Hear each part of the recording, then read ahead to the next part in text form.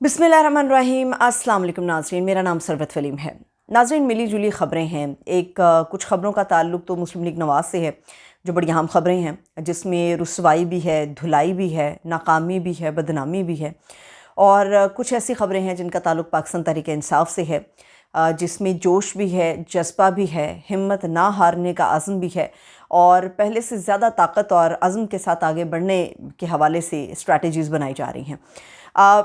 तमाम ख़बरों की तरफ बढ़ने से पहले जो उस्मान डार साहब ने कल गुज़श्ता रात एक इंटरव्यू दिया, स्क्रिप्टेड किस्म का इंटरव्यू, उसके ऊपर जो खड़ाक था वो उनकी अपनी वालदा की तरफ से आ गया। वो खड़ाक बड़ा ज़बरदस्त था।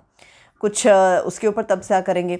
और जो धुलाई हुई है शहबाज शरीफ साहब की लाहौर की सड़कों पर, वही लाहौर जिसे उन्होंने पेरिस बनाया था, और उसी लाहौर या उसी पेरिस के वासियों ने जो धुलाई की है मुस्लिम लीग नवाज़ की और शहबाज शरीफ साहब की, वो आगे की हिकमत अमली के हवाले से बहुत कुछ सोचने पर मजबूर करती है। इसके अलावा एक और भी मामला, आलमी बैंक ने एक बड़ी ख़तरनाक किस्म की रिपोर्ट है वो जारी की है पाकिस्तान से मुतालिक, जो कान खड़े करती है कि पाकिस्तान टैक्सों के निज़ाम के हवाले से क्या कर रहा है। और इसमें जनरल बाजवा के हवाले से शब्बर ज़ैदी साहब ने कितनी ख़तरनाक किस्म की स्टेटमेंट्स दी थी, ये मैं आप लोगों के साथ डिस्कस करने जा रही हूँ। सबसे पहले तो मैं आपको ये बता दूँ कि कल से ऑनवर्ड कुछ लोगों को उस्मान डार की गुफ्तगू का भी गुस्सा था।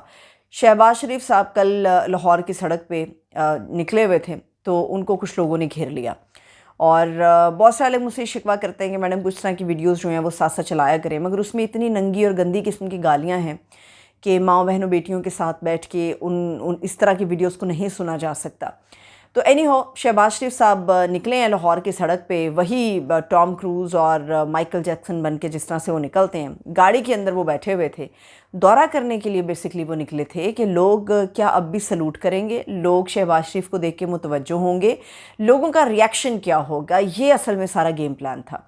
शहबाज शरीफ साहब की गाड़ी को लोगों ने तो घेर लिया, मगर मोहब्बत का इजहार करने के लिए नहीं, शेर के नारे लगाने के लिए नहीं। लोगों ने बड़ी ही गंदी किस्म की गालियां दी हैं शहबाज शरीफ साहब को, पूरी नून लीग को दी है, और ऐसी ऐसी मुग़ल्लज़ात बकी हैं, इस किस्म के बातें की हैं जो नाकाबिले बयान हैं। ये एक अवामी गुस्सा है जो इलेक्शन से पहले अब निकलना शुरू हुआ है। वो कहते हैं कि जब पानी सर से गुज़र जाता है तो फिर कुछ भी काबू में नहीं रहता, फिर वो अग्रेशन भी काबू में नहीं रहता। लोगों ने शहबाज शरीफ साहब के साथ जो कुछ किया लाहौर की सड़क पे, उसके बाद पूरी नून लीग बहुत सारी बातें सोचने पर मजबूर होगी। पहला जो एक किल ठोका था लोगों ने, वो शाहदरा के अंदर जो मरियम बीबी ने एक जलसा किया था, अपने तय उन्होंने जलसा किया था, उसमें जो कील ठोका था लोगों ने, वो नापसंदीदगी का था कि वो आपको एक्सेप्ट नहीं किया जाएगा, आपको कबूल नहीं किया जाएगा, ये एक मामला था। फिर उसके बाद लोगों की तवज्जो को जज करने के लिए शहबाज शरीफ साहब दोबारा से लाहौर की सड़क पर रवाना हुए, मगर लोगों ने गाड़ी घेरी और जो वो कह सकते थे उन्होंने वो कहा। लोगों के अंदर एक गुस्सा है, कुछ गुस्सा उस्मान डार की गुफ्तगू का था, कुछ गुस्सा उन्हें अपने कायद इमरान खान के जेल में जाने का है, कुछ गुस्सा उन्हें उस भूख का है जिसकी सारी वजह नून लीग है। मियाँ नवाज़ शरीफ हैं, मियाँ शहबाज शरीफ हैं, ये लोग सारे जो हैं ये इसके ज़िम्मेदार हैं। ये सब कुछ हो गया। उसके बाद इसके बाद पहले ही कहा जा रहा था मियाँ नवाज़ शरीफ साहब से कि आप वापस ना आएँ, और उसके बाद अब हतमी तौर पे इन चीज़ों के बारे में सोचा जा रहा है कि नवाज़ शरीफ वापस आएंगे तो बड़ी सुबकी होगी, लोग इकट्ठे ना हुए तो क्या होगा, और पार्टी का जो शराजा बिखर रहा है उसको किस तरह से सीधा पर्दा किया जाएगा। साद रफ़ीक साहब को अचानक से बोलने का ख्याल आया है। साद रफ़ीक साहब जो नून लीग से नाराज़ हमें नज़र आते थे, वो अचानक से अब नून लीग के हक़ में बात करना शुरू हो गए। कुछ उन्होंने अपने हल्के के लोगों के साथ बातचीत की है। नून लीग के लिए इस वक्त पंजाब की ज़मीन गर्म है। वो नंगे पाँव तो दूर की बात है, गाड़ियों में बैठ के या बड़े बड़े वो जो रेन बूट्स होते हैं उनको भी पहन के अगर निकलेंगे तो ज़मीन बड़ी गर्म है। ऐसा लावा है जो पाँव जला रहा है, और घर में बैठ जाने के अलावा कोई दूसरा चारा इस वक्त फ़िलहाल नज़र नहीं आ रहा। दूसरी बात यह है कि उस्मान डार साहब को लगा कि उन्होंने बड़ा झंडा गाड़ दिया है, मगर जो खड़ाक असल में उनकी वालिदा ने किया वो ज़बरदस्त खड़ाक है। और उस्मान डार ने ना सिर्फ पीटीआई बल्कि सियासत भी छोड़ दी और सारा जितना बोझ था वो इमरान खान साहब के कंधों पर लाद दिया। मगर उनकी वालिदा ने रात गए जो वीडियो पैगाम जारी किया वो एक और तरफ इशारा करता है। उनकी वालिदा ने कहा कि वो पाकिस्तान तहरीक इंसाफ की सपोर्टर थी, हैं, रहेंगी, और आइंदा इलेक्शन में عثمان ڈار تو سیاست سے کنارہ کر گیا، آئندہ الیکشن میں خواجہ آصف صاحب کے خلاف جو ہے وہ عثمان ڈار کی والدہ پاکستان تحریک انصاف کے ٹکٹ پہ الیکشن لڑے گی۔ یہ ایک بہت بڑا چیلنج ہے جو ایک گھر بیٹھنے والی خاتون نے ایک ایسے آدمی کو دیا ہے جو کبھی اس ملک کا وزیر دفاع رہا اور جو بہت پرانا سینئر سیاستدان ہے، اور یہ چیلنج ان کے لیے ایک عورت کا ایک مرد کو چیلنج ہے، ایک ماں کا ایک آدمی کو چیلنج ہے، اور چیلنج اور پارٹی کا ٹکٹ بھی اس طرف سے لیا جائے گا جو اس وقت زیر عتاب ہمیں نظر آتی ہے۔ پاکستان تحریک انصاف زیر عتاب ہے، اور پاکستان تحریک انصاف کے ٹکٹ پر ہی عثمان ڈار کی والدہ جو ہیں وہ الیکشن میں حصہ لیں گی، اور وہ خواجہ آصف کو چیلنج کر چکی ہیں۔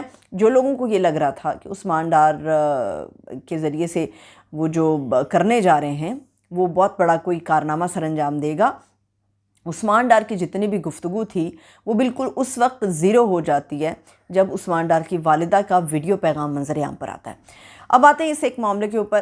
نون لیگ تو مینار پاکستان پہ جلسہ کر رہی ہے۔ آگے بڑھنے سے پہلے میں آپ کو بتاؤں کہ 15 اکتوبر کو پاکستان تحریک انصاف نے بھی یہ فیصلہ کیا ہے کہ وہ لوگ بھی لبرٹی چوک پہ جو ہے وہ ایک جلسہ کریں گے، اور انتظامیہ سے اس کی اجازت بھی مانگ رہے ہیں، جس میں امکان ہے کہ اجازت ملے گی نہیں پاکستان تحریک انصاف کو، کیونکہ وہ اصولی موقف کے اوپر بھی جا کے جلسہ کرتے ہیں تو شیلنگ ہو جاتی ہے۔ کرک میں جو کچھ ہوا وہ ہمارے سامنے ہے، لیکن یہ پاکستان تحریک انصاف کا رائٹ ہے، یہ ان کا آئینی حق ہے، اور کہ الیکشن سے پہلے وہ باقاعدہ اپنی ریلیاں نکالیں، اپنے جلسے کریں۔ ہاں، اس کے اندر کسی قسم کی کوئی ایسی گفتگو نہیں ہونی چاہیے جو زہر انگیز ہو، یہ گفتگو نہیں ہونی چاہیے، مگر الیکشن میں ووٹر کو متحرک کرنے کے لیے کوئی بھی سیاسی جماعت ریلیاں بھی نکالتی ہے، جلوس بھی نکالتی ہے، جلسے بھی کرتی ہے، کارنر میٹنگز بھی کرتی ہے، ورکرز کنونشن بھی کرتی ہے، تمام سیاسی جماعتوں کو اس کی اجازت ہے ماں سوائے پاکستان تحریک انصاف کے، اور آئین اس وقت تحریک انصاف کو یہ گنجائش دیتا ہے کہ انہیں دیگر جماعتوں کی طرز پہ اجازت ملنی چاہیے۔ 15 اکتوبر کی تاریخ تو پاکستان تحریک انصاف نے دے دی ہے، اور دیکھتے ہیں کہ اس تاریخ کے اوپر انہیں جلسہ کرنے کی اجازت ملتی ہے یا نہیں ملتی۔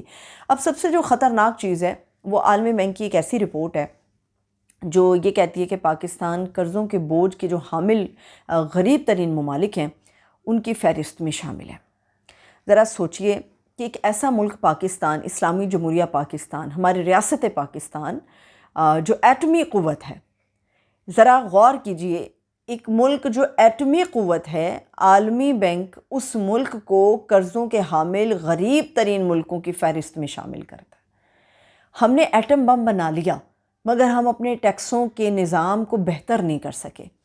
ہم نے ایٹم بم سے دشمن کو ڈرا لیا مگر اپنی معیشت کو، اپنی اکانومی کو بڑھا کے اپنے دشمن کو ہم نہیں ڈرا سکے۔ ہمارا سارا زور جو ہے وہ انتقام کے اوپر رہ گیا، مگر اپنی پالیسیاں ہم کبھی بھی ترتیب نہیں دے سکے۔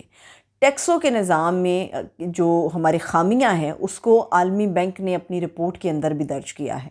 شبر زیدی صاحب کی سٹیٹمنٹ بہت سارے لوگوں کو یاد ہوگی، مجھے بھی یاد ہے، جن لوگوں کو نہیں یاد وہ اس کو ٹائپ کریں گے تو ان کے سامنے شبر زیدی کی سٹیٹمنٹ آ جائے گی، جس میں شبر زیدی نے یہ کہا تھا کہ جنرل باجوہ نے جب ہم نے ٹیکسوں کے نظام کو مربوط کرنے کی کوشش کی اور یہ کہا کہ سختی ہونی چاہیے اور جو بڑے مافیاز ہیں، بڑے سیکٹرز ہیں، ان پہ ہاتھ پہلے ڈالنا چاہیے اور وہاں سے ٹیکس نکالنا چاہیے۔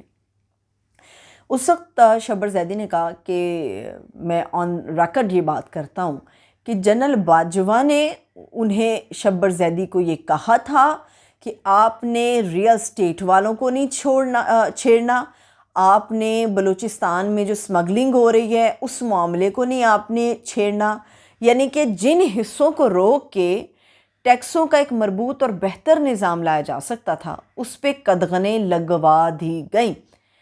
یہی وہ وجہ ہے کہ ہم ایٹم بم بنا کر دشمن سے آنکھیں تو ملاتے ہیں مگر بھیک منگوں کی طرح جب کوشکول اٹھا کے انہی ملکوں کے پاس جاتے ہیں تو ہمارے پاس نہ تو نظر اٹھا کے بات کرنے کے لیے کوئی جواز باقی بچتا ہے، اور نہ ہم عزت کے ساتھ اپنا سر بلند کر کے عالمی فورمز پہ پاکستان کی معیشت اور پاکستان کی استقامت کے لیے کوئی بات کر سکتے ہیں۔ ہمیں ان چیزوں پہ بھی غور کرنا ہوگا۔ سیاست کا مدعا تو اپنی طرف چلتا ہے مگر دنیا پاکستان کو کس نظر سے دیکھتی ہے یہ جاننا اور اس کے اوپر نظر رکھنا بھی ہمارے لیے بڑا ضروری ہے۔ مجھے اجازت ہے، اپنا بہت سا خیال رکھیں، خدا حافظ۔